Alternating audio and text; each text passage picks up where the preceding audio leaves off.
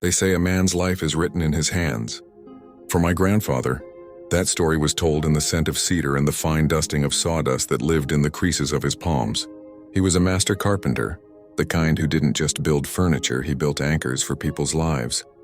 Tables for Sunday dinners, cribs for firstborns, and chests for keepsakes. But as the years grew heavy, his hands began to shake.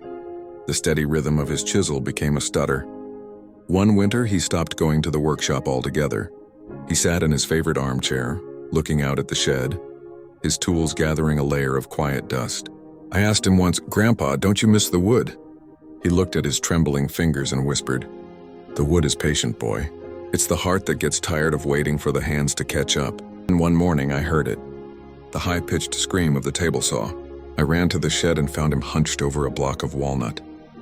He was sweating, his face tight with concentration.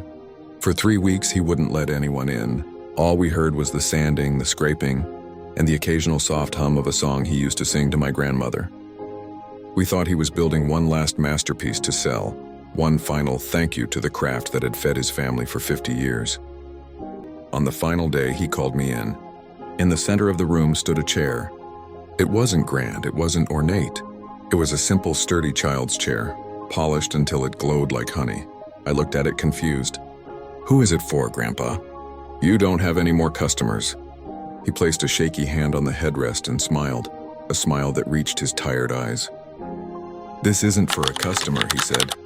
"It's for the great-grandson I'll never get to meet." I wanted him to have one place in this world where he knew his grandfather was holding him.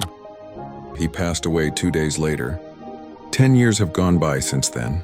And tonight, as I watch my own son sit in that walnut chair to read his bedtime stories, I realize the wood wasn't just patient, it was eternal.